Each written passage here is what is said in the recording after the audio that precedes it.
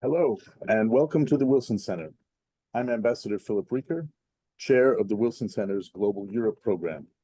At the Wilson Center, we are congressionally chartered, scholarship-driven, and fiercely nonpartisan. The Global Europe Program addresses vital issues affecting Europe and its engagement with the rest of the world. Under our director, Robin Quinville, since the start of the war in Ukraine, we've been providing analysis and policy recommendations to foster transatlantic efforts in support of Ukraine. We commemorated Ukraine Independence Day with the launch of Ukraine in Europe, our initiative that draws on the Wilson Center's vast expertise to provide scholarship-driven analysis of the challenges and opportunities for Ukraine's future in Europe. We're delighted today to host the third event in our Ukraine in Europe online series, organized in cooperation with our global fellow, Mariana Budjeryn. And we're very much pleased to host three distinguished speakers for today's event, who were all directly involved with the Maidan protests of 2013, 2014. So without further ado, let me pass the floor to Mariana. Thank you so much for this very kind introduction, Ambassador Rieker, and thank you all of our speakers for joining us today. This is a third event in Ukraine in Europe series within the Global Europe Program, and the reason we're holding this event today, it's no secret. It's that today we mark a decade since the dramatic and bloody events of the Revolution of Dignity in Ukraine. 10 years ago, on this day, was the culmination of 4 months of mass protests in Kyiv's main square, Maidan Nezalezhnosti, and across other Ukrainian cities. The protests first sparked by the refusal of then-President Viktor Yanukovych to sign the association agreement with the European Union. And then after Yanukovych's government moved to disperse the peaceful pro-European protests by force, the protests turned against the Yanukovych government itself. And everything this government and this regime stood for: corruption, oligarchy, something Ukrainians called svavilya, this arbitrariness and the lack of the rule of law.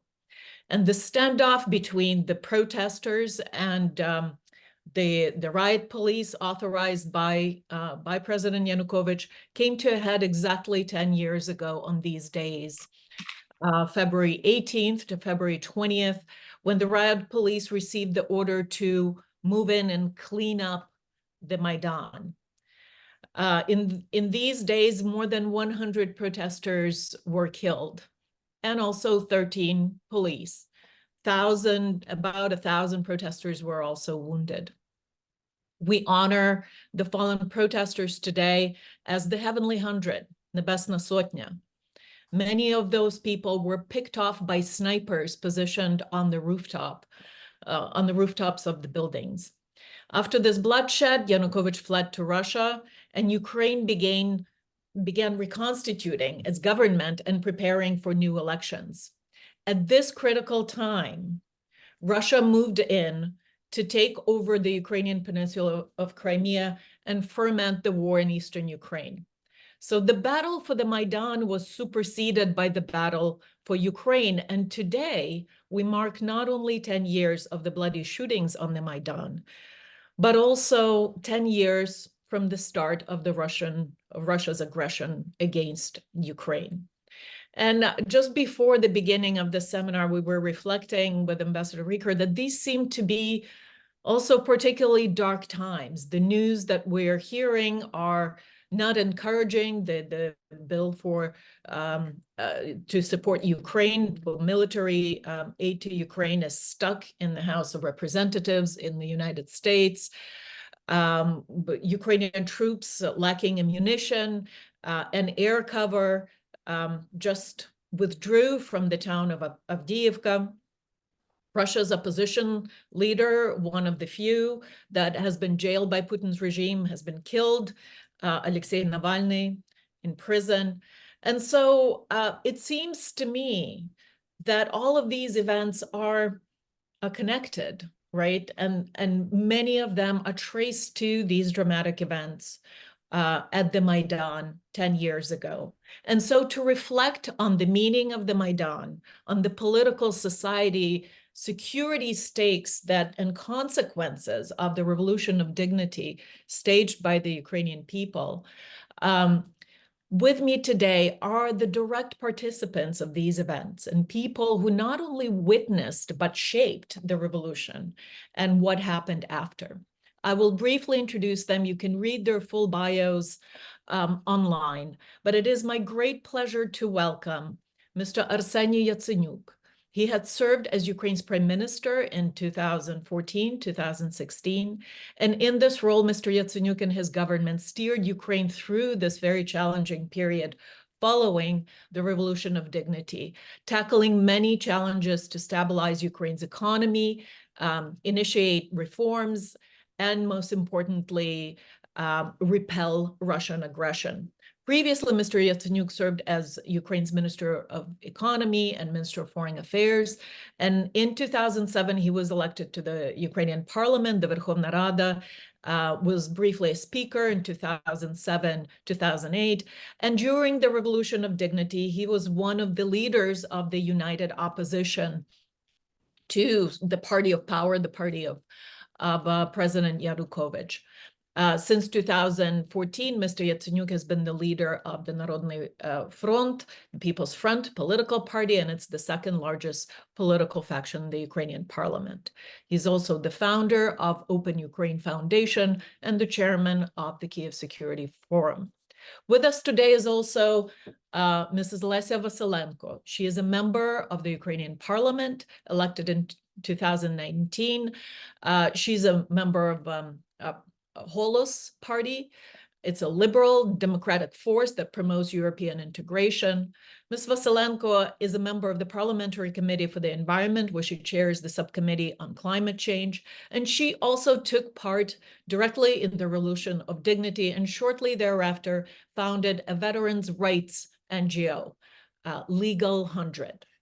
With us today also will be joining very shortly is Mr. Mustafa Naim, who is currently the Deputy Minister for Infrastructure of Ukraine and the head of Ukrainian National Agency for Restoration and Infrastructure Development.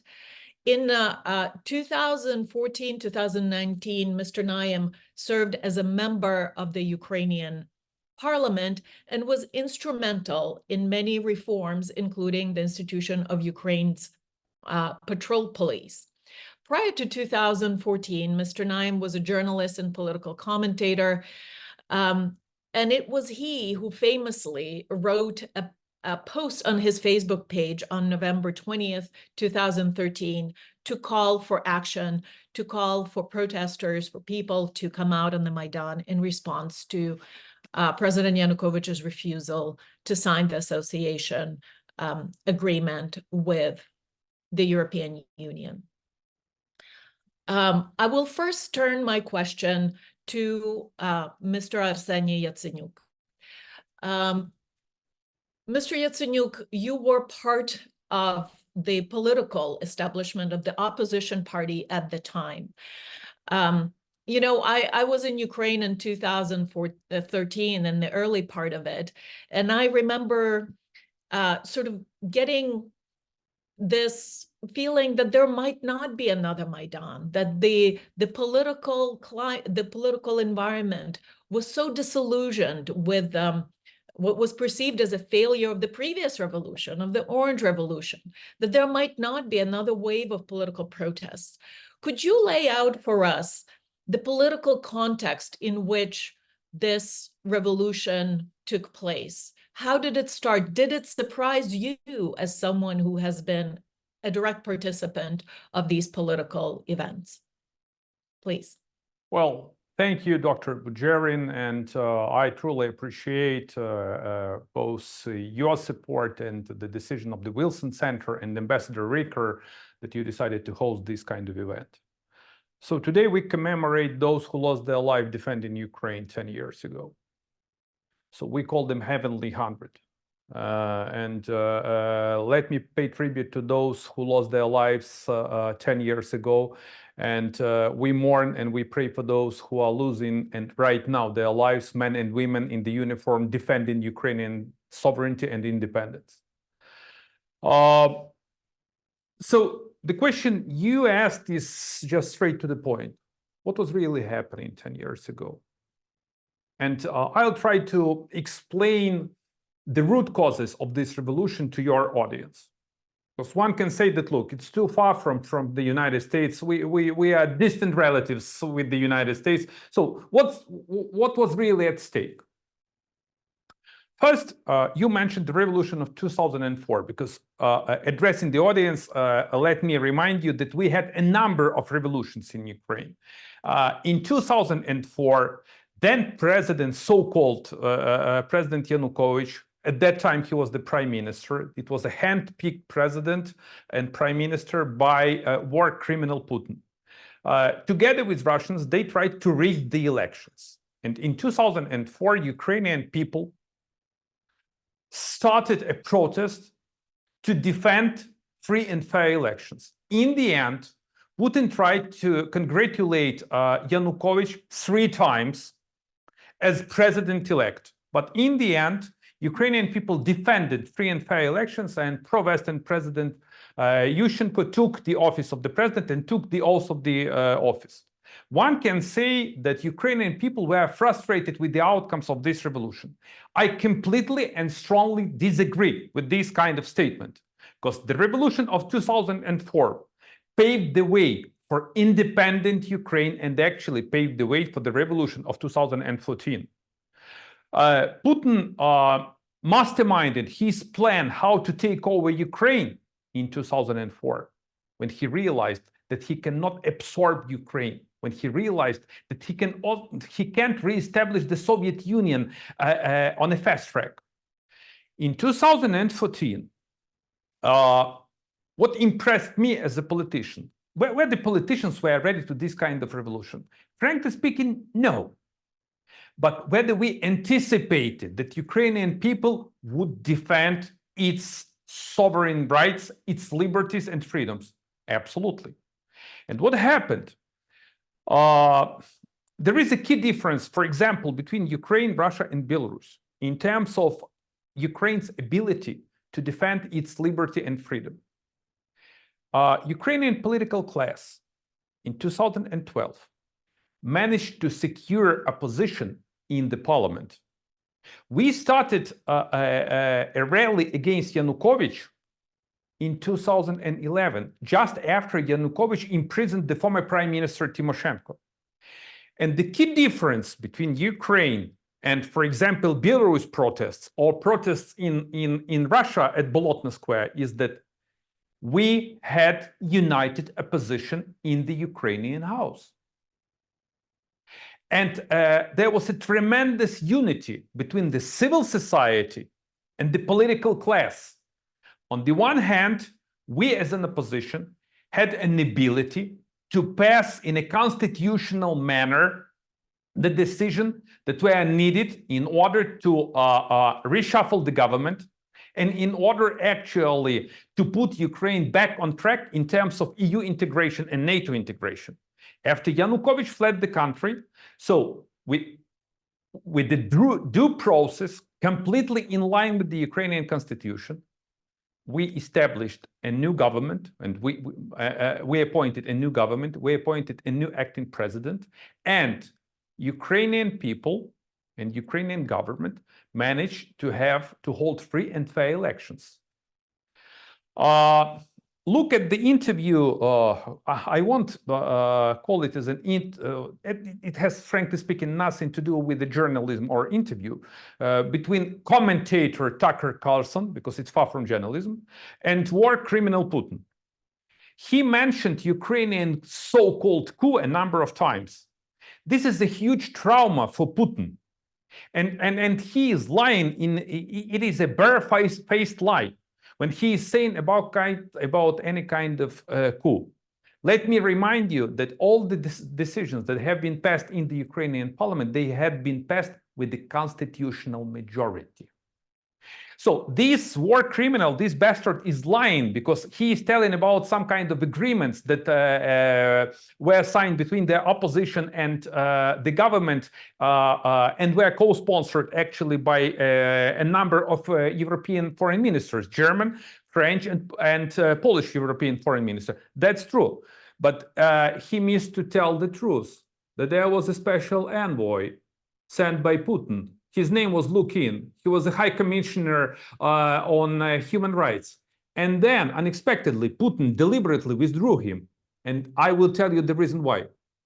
Because Putin decided to execute his plan to invade Ukraine, to illegally annex Crimea, to send his proxies to the eastern part of Ukraine, and actually to wage the war against Ukraine. So, to put it in a nutshell, the revolution of 2014 is the revolution for Ukrainian independence. The revolution of 2014, this is the revolution when Ukrainian people stood by the values of the real free world, when under the flags of the European Union, Ukrainian people fought against tyranny and Russian dictatorship. The revolution of 2014, this is just unbelievable, I would say, unity of Ukrainian nation and the real unity between the civil society and the political class. The revolution of 2014, this is the revolution that actually paved the way for Ukraine to get back to its origins. I mean, to be back on track with the European integration. And now we have to defend the outcomes of this revolution, and we are defending these outcomes. The United States stood together with the Ukrainian people 10 years ago. The United States managed to unite the world, and this is an impressive execution what the United States did 2 years ago, actually building up a strong coalition against tyranny and dictatorship of President Putin. But now we are at the critical juncture. So we prevailed 10 years ago. We have to prevail now. Thank you so much, Mr. Yatsenyuk, for starting us with first this broad overview, the putting it really in the context where it belongs. This was not, the events of 10 years ago were not, you know, standoff between Ukrainian protesters and the Ukrainian government. There's a very thick shadow of Ukraine's northern neighbor that is hanging over this whole story and continues to thicken over Ukraine today. I'm very glad to see that our third panelist, Mr. Mustafa Naim, has joined us. Welcome, Mr. Naim. We're very happy to welcome you here. I have briefly introduced you, and I've also pointed out to our listeners that you were sort of the person who gave the call for protesters together on the Maidan, and said likes don't matter, you have to show up, right?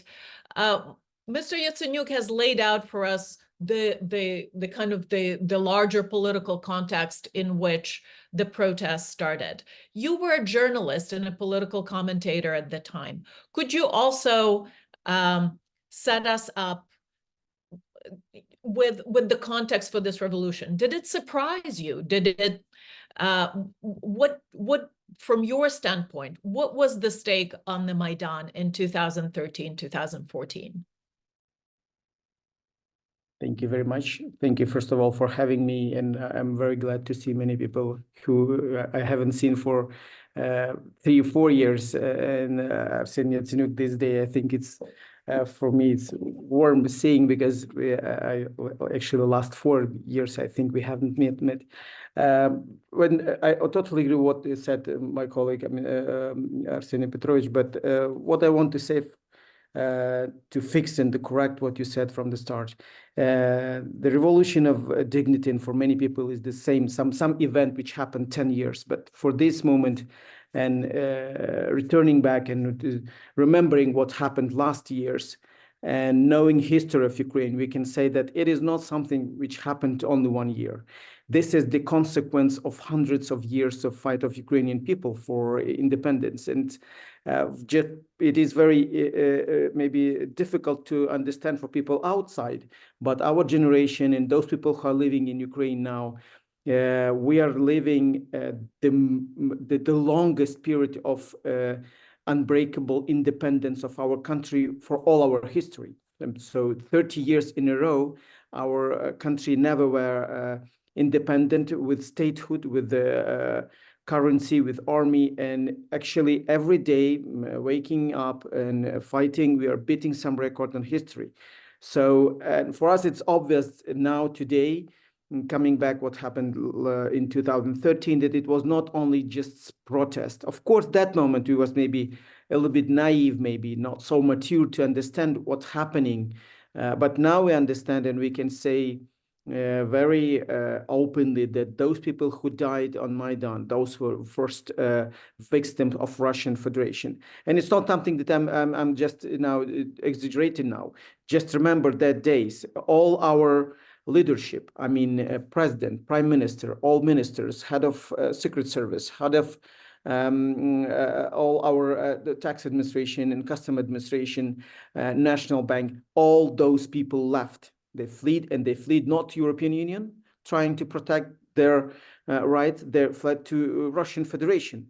And if you remember what happened 5-10 years before Maidan, now I mean, obviously can say that Ukraine was totally penetrated by Russian Federation and their influence in economy, in political bodies, in army, secret services, everything. So we were just under effective control of Russian Federation. That is very important now to stress. And of course, we didn't understand how serious was about that Mr. Putin. We didn't even expect that we understand that it was about money, it's about territory, but we didn't expect that it was so serious for him, that he was so addicted and he is ill so about Ukraine, so that he even could try, and he tried and he killed people just to save his control over Ukraine. So remembering that days, I think for many of us, it's of course, it's very sad day. We never saying anniversary of Maidan or these days. We are always saying that it's day of sadness and day when we remembering, and this is different. So for us, it is sad. From the other side, we understand that it was unavoidable, and it is something which we had to do, just not to be the countries which are our neighbors. Look at Belarus and look at Russia. Many people who stayed on Maidan, they was really consciously understood that that moment, law enforcement agencies, they started criminal provision about everyone. I mean, those leadership on Maidan and those activists on Maidan, for all of them was prepared years of jail. And of course, we would be some country like Belarus. So I think that is the difference between Ukraine and those countries who are around us. When we said no, and our generation was not infected by fear of government. Look at Russia. I know many people, young people in Russia, who tried to do something in 2011, if you remember this Bolotna protest. But they failed just because one reason. The reason was not because they are not strong, but that just because they infected by they fear, this fear of government, of leadership, of political bodies. Ukraine is different. And I think what happened that day, that was one of the turnover moment for our history, when we proceeded 100 years of fighting for independence of our country against different empires. It was not only Russian Empire. It is very important to remember also. So from one side, we understand that it's very sad. And we never can underestimate even one life. From the other side, we can't even imagine what kind of disaster and nightmare could expect us if we would not go outside and not protest.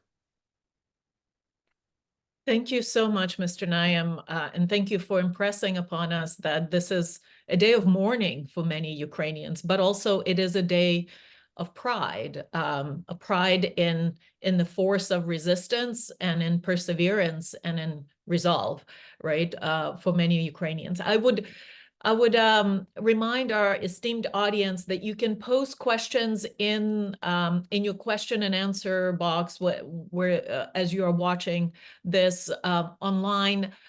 Please, you can send the questions already, and I will parlay them to our panelists. With that, I would like to turn to you, Lesa Vasylenko. You were one of the many people who took part in the Maidan. You showed up in the Maidan. You were a young professional, a very successful person already, but you also hail from a very distinguished family.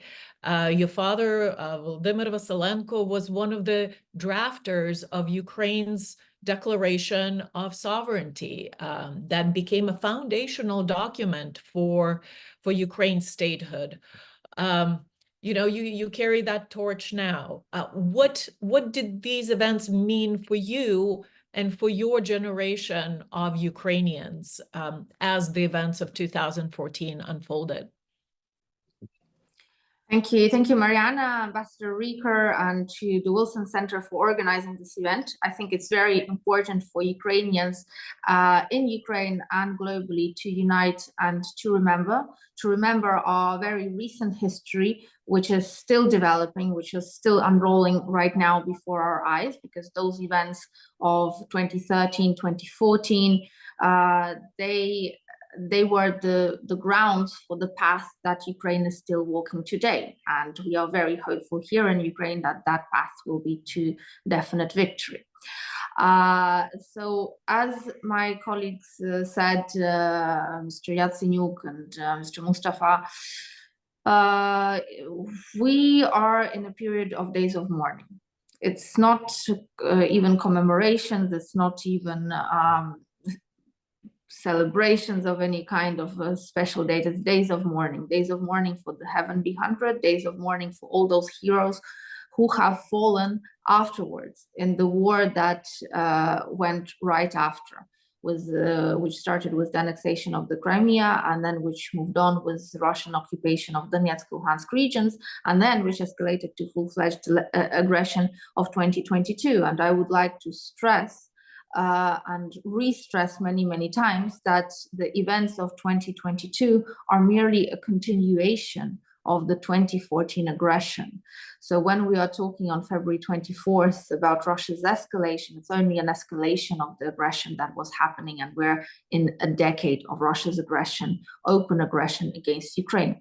Of course, there was the aggression of Russia which preceded. And thank you, Mariana, for mentioning my father, because he was the forerunner who was always warning the Ukrainian political establishment, the leadership of the country, that Ukraine, having regained its independence in 1991, does not yet mean a firm victory for Ukraine, because Russia is not going to let go that easily and is not going to loosen its hold on the country's economic affairs, political affairs, humanitarian sphere.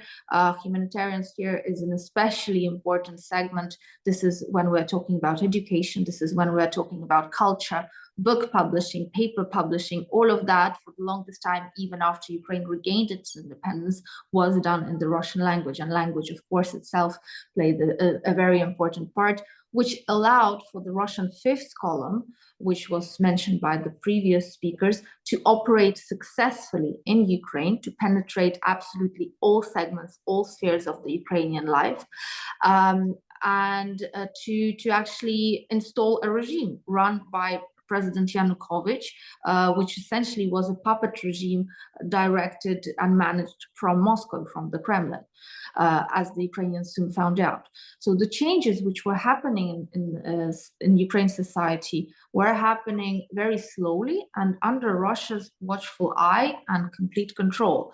And it took us quite a few revolutions and quite a few upturns in the country to get rid of our rose-colored glasses.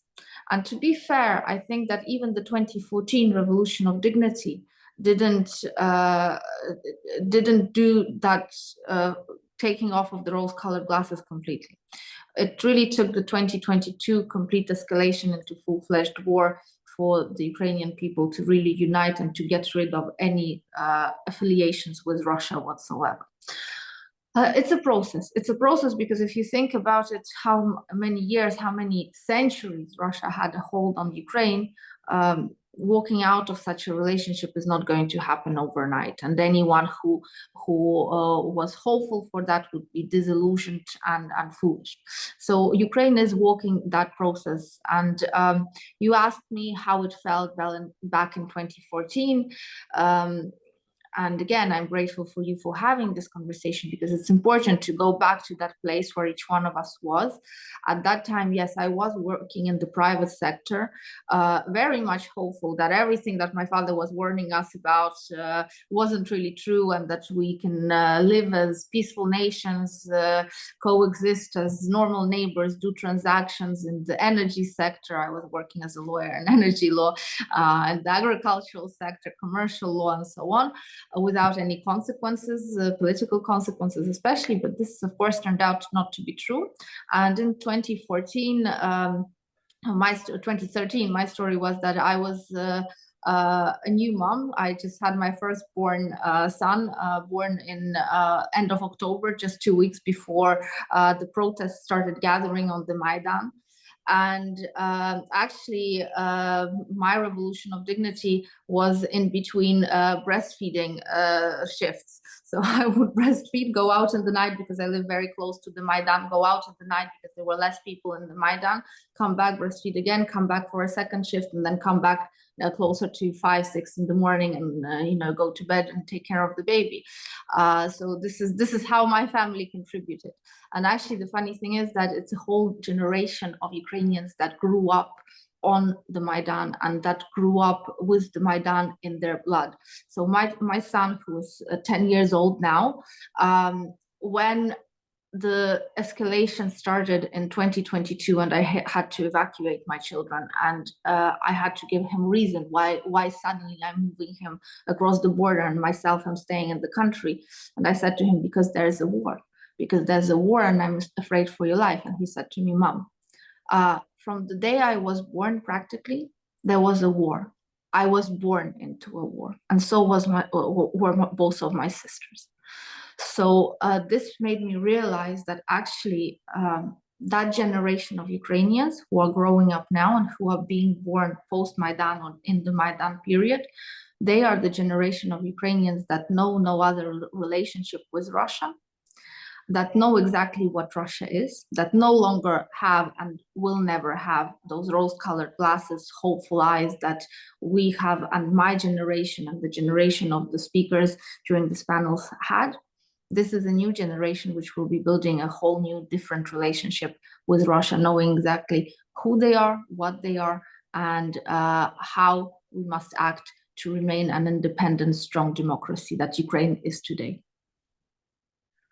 Ms. Vasilenko, thank you so much for sharing this story and this personal story of yours. I think it reflects the experience of many Ukrainians who came in and contributed to the Maidan and had to balance their own personal demands of their families, and yet they showed up, right? As Mustafa said, likes did not count. You had to come in and you had to put yourself physically there. And also that we have, this was a lot of times this new generation of Ukrainians that came out on the Maidan. Those were people mostly, at least, the students who started it, kids born after the independence. They were not scarred, they were not marked by the Soviet experience. And now we have a whole new generation that was born into a war and will reap the consequences of it still for a very long time. We have a first question from the audience, and actually, interestingly, it echoes the one I was going to follow up with. And the question is from Igor Stabelsky and says, what could the post-Maidan Ukrainian authorities have done differently to stop the Russian aggression in 2014? Let me just add to that question and ask, what were the biggest challenges in the post-Revolution of Dignity years? What were the biggest opportunities and which ones were realized and which ones perhaps were missed? And I will turn to Mr. Yatsenyuk first. You inherited, or you took over the government in a really difficult, very unenviable time, right? The whole country was still reeling from having lost people on the Maidan from this, incredible shakeup of the political system. Could you take us through some of the greatest challenges and perhaps some of the opportunities that were missed throughout that post-Maidan time? Well, I will start with the positive recollections of 2014. My take is that all of us, we had guts, we had an enormous energy, and we had strong convictions that we will prevail and we will overcome an unbelievable challenges that were ahead of us.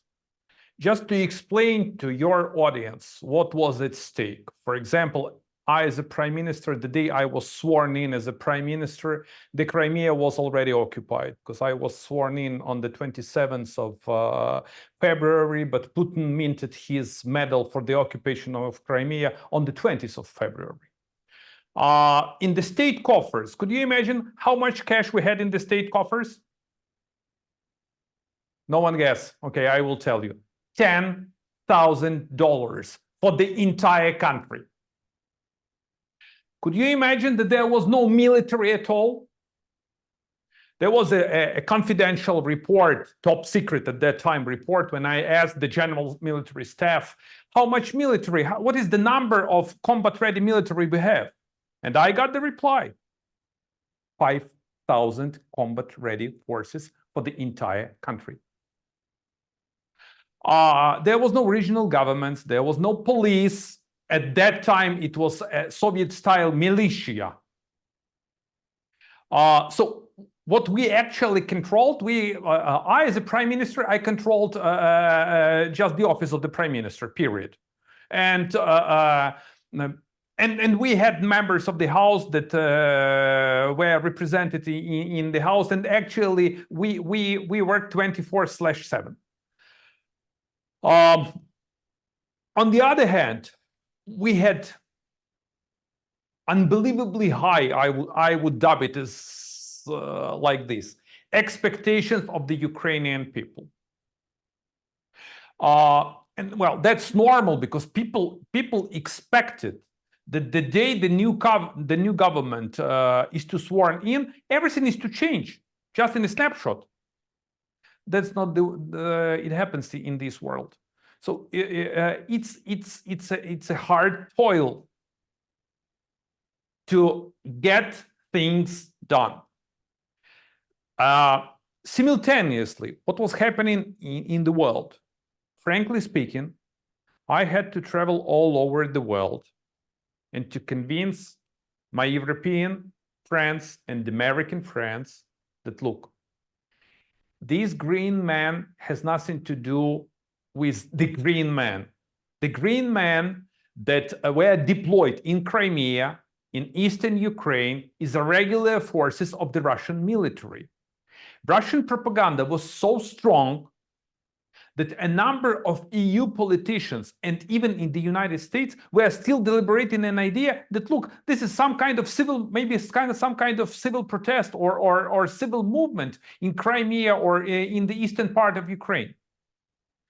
That's the reason why Putin did similar like Hitler did, actually waging the Second World War. His military acted without any kind of insignia. So I can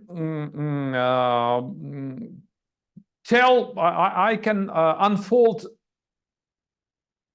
tens or even hundreds of different challenges that were on this bumpy road. Just one thing to remind you, after I paid the visit to the White House and we had the meeting with the President Obama, and President Obama decided to slap sanctions on Russia, and then we got the first financial package to support Ukrainian economy, just $1 billion. It's not like $60 billion that are deliberating right now. And then I went to the European Council, and I had to convince our friends and fellows in the EU that Ukrainian people, they are desperate to get an association agreement with the European Union. And there is no any kind of justification to postpone the signing of political association agreement with Ukraine. At least we managed to sign political part of this association agreement. So again, to put it in a nutshell, we faced tremendous challenges, but we managed to overcome these challenges, and we started an unprecedented process of reforms. We were under heavy fire and under heavy critics of the civil society, of the ordinary Ukrainian people, because I, as a prime minister, I even labeled my prime ministership as a kamikaze mission. In the end, it happened to what I actually predicted. But we did what we had to do. Whether these accomplishments were perfect, far from that. But an independent Vox Ukraine, when they double-checked the achievements of the government I chaired 2 consecutive governments, were frank and open, saying that my government passed the most outstanding reforms in the Ukrainian history. That's the reason why Ukrainian people frankly hate me. But this is the political price, and that's normal. That's normal. Thank you so much for sharing this with us. And I think it's actually not lost on anyone just how challenging the situation you inherited was in 2014 with, $10,000 and 5,000 troops. I think we can sort of all get an idea. I'll turn to Mr. Naim next to comment on a similar set of questions. So post Maidan, right? You actually get elected to the parliament. You step from, being part of the civil society, of being part of, being a journalist. Now you're inside the decision-making body. How did that transition go? What did you learn from becoming part of the Ukrainian political establishment? And what do you think Ukrainians could have done better to prevent in that interim period, perhaps the full-scale invasion, if anything? Yeah, just shortly, just to say that when someone asked that what we have done to avoid Russian invasion, I think someone really thinks that it was possible to avoid. I think for everyone it is obvious that the moment Russia lost control on Ukraine, they started preparing this invasion. So it will be very, I would say, not accurate to say that there was some will inside Ukraine which could stop. What we could do and what we have done, and actually I think that's maybe our children will understand that, maybe because it's very difficult to estimate now, is that of course we had many sins, and I'm not now dividing who did what. It was our government and parliament who was at that time in power, and all of us were sharing this responsibility. The thing is that during these 5 years, we was prepared enough to have army. And that is the biggest result, because I think people even can't understand and imagine what could happen if the same invasion would happen, for example, in 2014. I think Russian army will now stay somewhere in Warsaw, not in Avdiivka. Yes, so it is very obvious. So these 5 years, with all these struggles, with all this resistance, and again, to remind what happened, it was not one day all Russian Federation influencers or politicians disappeared. Just to remind you that 30% of parliament still was people of Party of Region. Many middle management in government. And it's now, I understand, it's how it's very important. You can put some minister, prime minister, whatever. But if director of department is some people who doesn't support you, you will never, do some huge reform. It is very difficult. I'm not talking about law enforcement. So from the first days of the Maidan, 20,000 militiaries left Donetsk Oblast, for example, only Donetsk Oblast, 20,000. Can you imagine this amount of people who actually was trained to do everything what they had to do for people, but they did against. So, and during these 5 years, we still had this virus in our body, in our government. Like I remember the other thing, Russian influenced and controlled media. We forgot that. But that moment, it was one of the most powerful voice in society. We remember all these TV channels like 112, News One, which, I mean, constantly attacked everyone in government, in parliament, and we still did. So just for people outside, it's very difficult to, I think, someday someone who should do this research, in which situation we actually created our army. And other thing which is, I think, will happen in our country again and again, and that is very sensitive. We passed it once, and I think we will pass it again, is that many people after Maidan, and those who lost their relatives and those who fight on the front line, they was very angry, and this emotion was very easily manipulated. And mostly there was manipulated with people who, let's say, very carefully, was not patriots. And those protests around Maidan, those protests on the streets of Kyiv these days, many times it was very difficult to understand who is civil society, who is activists, who is people who was puppets of Russian Federation. So in this constant resistance, and of course with all our Ukrainian sins of political resistance, political clashes, but we created army, and we created the force which actually in 2022 was able to resist. And that was people, that was army, that was our defense industry. Of course, it is not perfect. Again, it is not, everything is not perfect, but we have done it. And I think that's good. What we have not maybe achieved is that, you know, maybe that if we would be more decisive on changing people around us, because many people who was from Maidan who came into power, they, for many reasons, was forced, or they was just hostage of a situation where they had to work with the people they didn't like. In law enforcement agencies, in parliament, in government, maybe if we were more decisive at that moment to fire those people, to lose them, to make faster illustration, and maybe many things we could change that moment. Because one of the reasons why actually politically we was weak is that we constantly was fighting inside against each other for different reasons. And now I understand that many of us has the same values, the same approaches, but for different reasons we couldn't find a background or to basement to unite. But again, that was something we cannot change. For this moment, I can say that we have done enough to resist in 2022, because what is very important for everyone to understand that starting from 2019 till 2022, because of some maybe let's say naivety,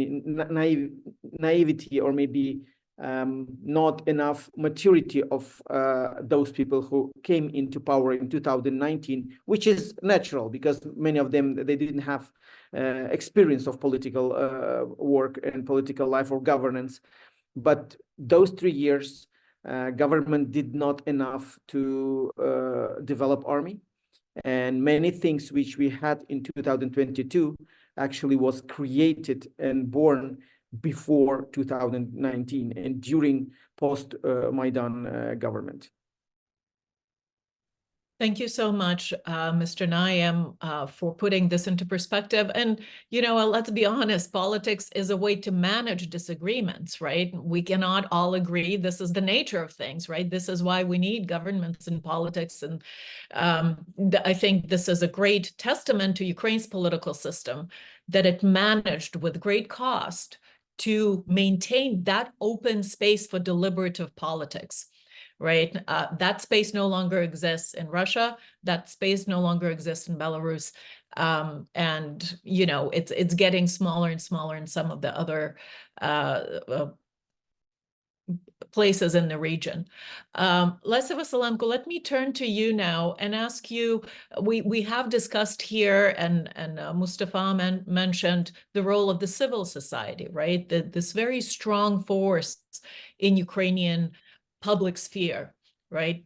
This amazing ability to self-organize, self-motivate, and to have the staying power to pursue public goods, public purpose by ordinary people of Ukraine. You yourself has founded one of such NGOs, the Legal 100. Could you speak a little bit to the role of the civil society, not just during the Maidan revolution, but in that space, in that time after the revolution?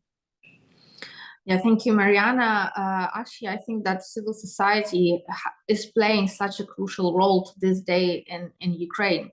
And there has been a leap, a humongous leap for that matter, in 2013, 2014, for civil society organizations who were initially just groups of active, like-minded people, not just in Kyiv, on the Maidan in Kyiv, but across all of Ukraine, who would find each other, who would find that they are not afraid to stand up for freedom, that they are not afraid to call out on the local government, on the central government, on all the processes that were going unjustly.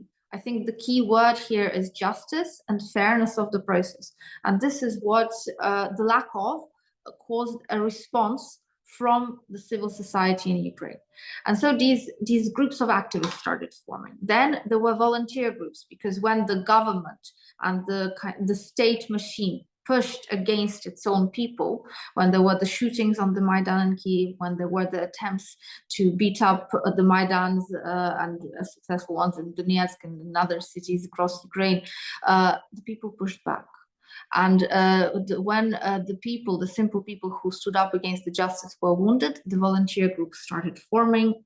The skill sets were brought out from the cupboards, the nurses, the medical professionals, the psychological aid givers, the legal aid givers, whole bunches of sotnyas, the Legal 100 you mentioned, the organization I created.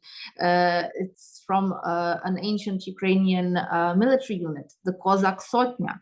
And the whole of the Maidans across Ukraine were organized into these sotnyas, into these groups of people who each had their own task and who were equipped to the task that they undertook themselves. And they were extremely well coordinated. And suddenly the volunteer groups also started to be formed into these sotnyas, into these hundreds. So building, the question is so interesting for me, because if you analyze everything that was going on, I think the Ukrainian people have brought it out of themselves, of ourselves, from the ancient times, what was enshrined in our DNA. And we brought out these strong traits that allow us and that push us to fight for our freedom. And to this day, civil society, these volunteer groups and activists, they went on to form NGOs, non-governmental organizations, civil society organizations, foundations. They structured themselves through the years to come, and a lot of them are still existing. Like the Legal 100, it's existing. It's busier than ever in these last 2 years. And these organizations, they are still holding the government accountable. They are still bringing the message from the people, from the ground, from the front line, from the areas which have been turned by Russia into a battleground, to the government. They are calling out the government to do more. They are calling out the parliament to do more. I think that this is a crucial relationship that must exist in any democracy between the civil society as organized groups who are still independent of any political party, of any political establishment, and the government as a structure, as an institution. And in this partnership, this is how democracy strives, this is how democracy lives. And Ukraine is lucky enough to have that, and is lucky enough to have people not just brave on the front line, but also then active and who have the energy to continue to work with the government and call out the government on its mistakes. I think this is something special to treasure. Mariana, if I may, just to go back on the question that was asked by one of the viewers, I understand that not all the viewers are Ukrainian, but there's a lot of representatives from the United States as well, American citizens. And here, a lesson, it's not just Ukraine that learns its lessons after 2014, after 2022, but I think it's also, there are important lessons for the West to learn. And first and foremost, I mean, we as Ukrainians, we always start with saying thank you to the US, first and foremost, for the strategic support that we have been getting and that we are getting and hopefully will continue to receive. Having said that, and I joined all of the Ukrainians with the gratitude to the Western society, but it's also important lessons that the Western society and all of the global community needs to learn about Russia, about what Russia really is. And that regardless of the promises that they make, after 2015, when the so-called Minsk agreements were signed, there was not one day of ceasefire on the front lines, no matter how much Russia promised. There was only an escalation 8 years into that war. So, and despite all of that, the West continued to do business with Russia. The sanctions weren't being pushed on. The military aid that Ukraine really requested wasn't there. The financial aid that Ukraine requested wasn't there. So I think all because, and the reason for that, not because the people didn't want to help Ukraine, but because they didn't want to provoke Russia. Governments didn't want to provoke Russia. So I think this is something very important, a very important takeaway for us all to be mindful of.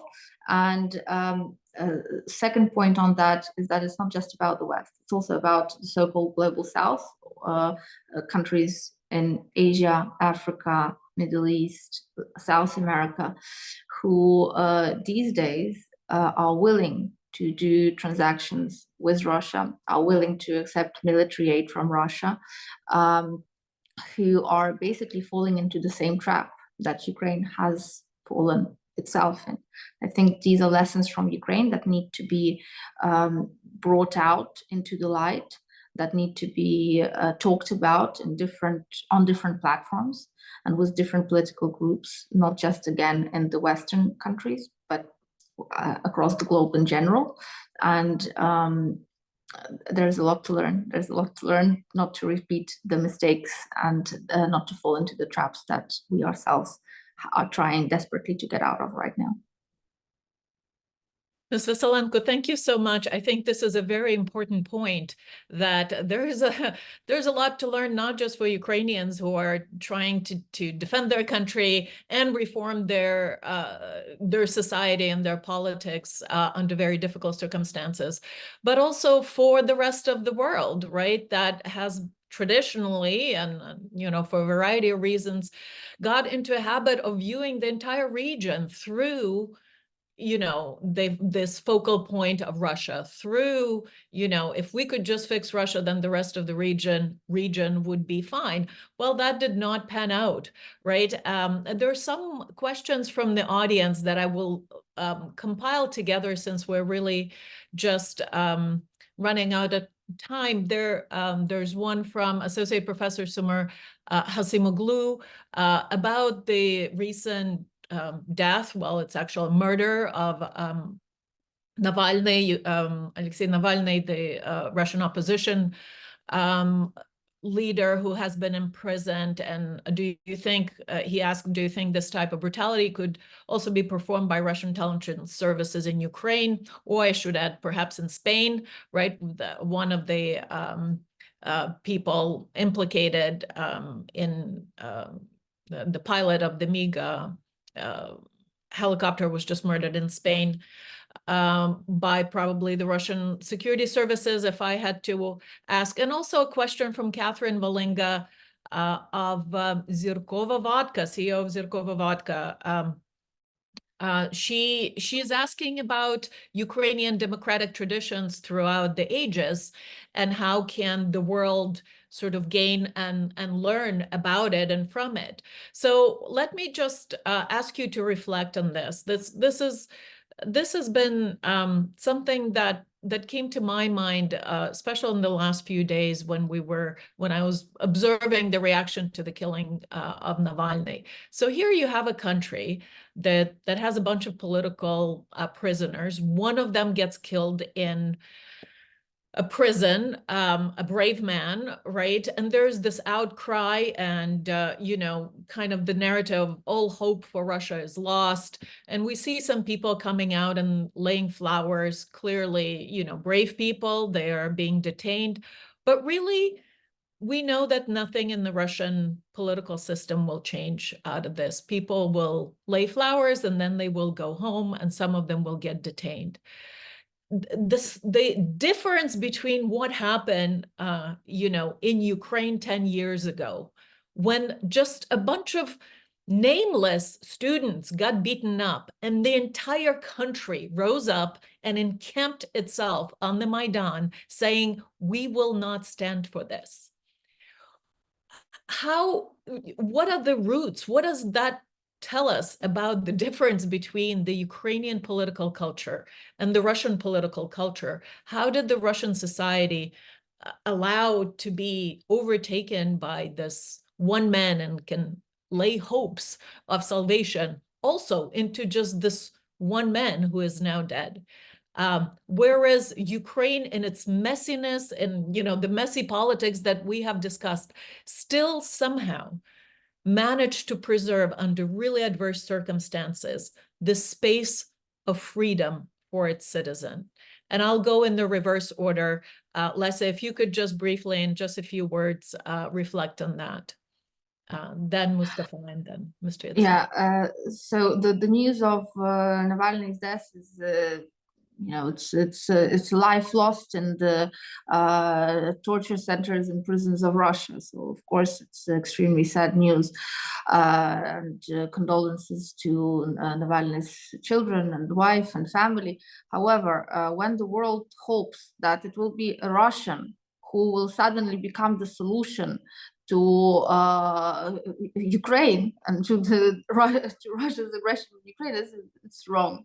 Because to be fair, if you look at the statements that Navalny was making with regard to Ukraine, they're not exactly statements of a leader who espouses the principle of peaceful coexistence of nations, or who respects the fact that Ukraine has a territorial integrity that Russia signed off on in the 1990s when Ukraine's sovereignty and then independence were proclaimed.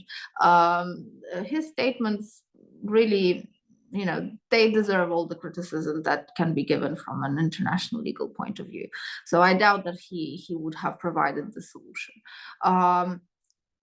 Russia is Russia, and I doubt that we will ever be able to change that country, because Ukraine has no interest in, instituting regime changes or any kind of claims or interferences with another country's political setup and establishment. But it's the neighbor which we have. It's an aggressive, dangerous neighbor. So in our interest today is to push out all of Russia's military troops from all of Ukraine's territory, including Crimea, including the Donetsk, Luhansk regions that were occupied since 2014, and to reinstate our territorial integrity. It's as simple as that. And then to build up the security so that there is no repetition of Russia's aggression against Ukraine or any country in the region. And that buildup of security, it needs to be a collective effort through the acceptance of Ukraine as a fully fledged member of NATO, and through the build-up of collective security and defense and security exercise. That's the only way to deal with Russia as things stand today. Unfortunately, we have no other tools or ways and resources but that at the moment. Of course, if you ask me that in the picture perfect world, Russia does need to bear responsibility for everything that it has done.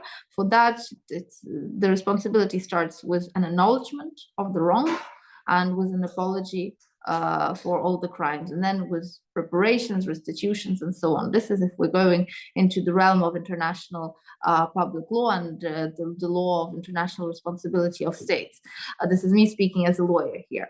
But again, how do we make that theory become a practice?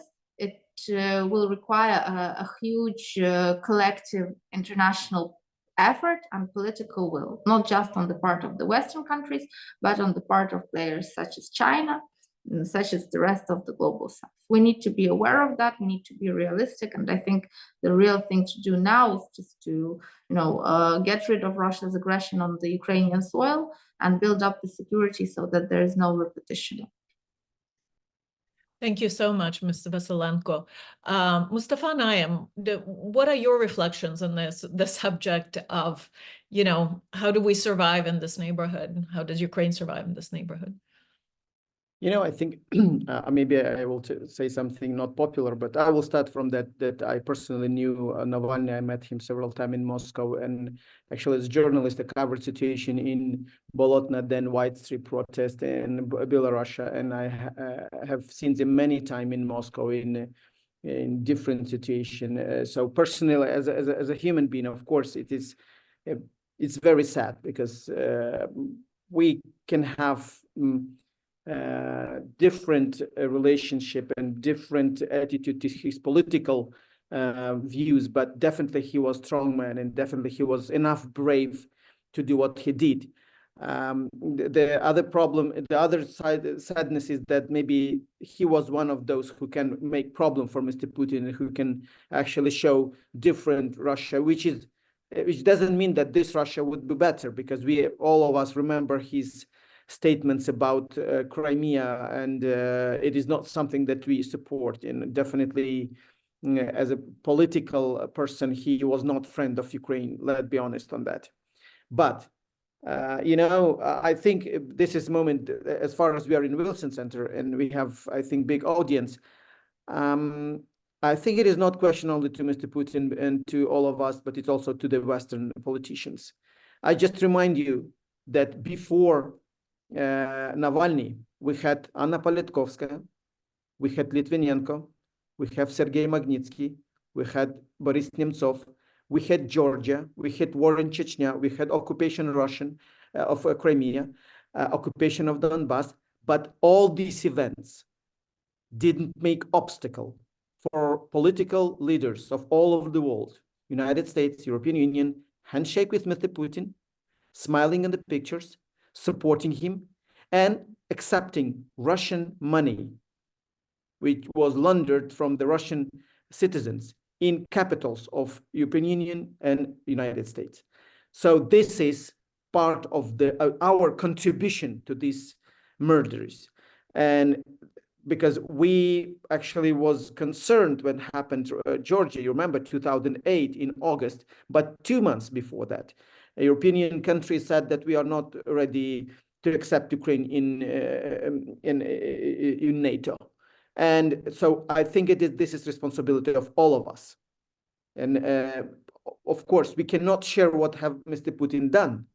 But again, having all these sanctions, you remember this Magnitsky list, all those people who was sanctioned. But what is the result of Magnitsky list? Nothing at all. They're doing it constantly, and they will doing more and more. The only one thing we should remember, and I always say that to those people who are asking us what is different. The difference between us is that I can't imagine this kind of issues in Ukraine, and I'm happy to live in a country which, for this moment, we can't imagine that will happen in future. And this result was actually was achieved by very, very high price. It is not only about Maidan. It's Maidan, which we had in 1991, and in 2005, in 2013, then war 2014, 2022. So we are paying this price, and it always means that the freedom of speech and sovereignty, statehood, it is something which should be paid, unfortunately, but someone's life. So I will ask all people who are looking us now, please, Navalny is not something, you can not divide Navalny and political leadership.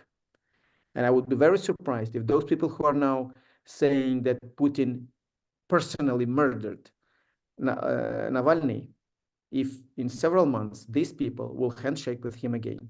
I think that would be the biggest damage to values, to people's beliefs and trust to those politicians. Thank you.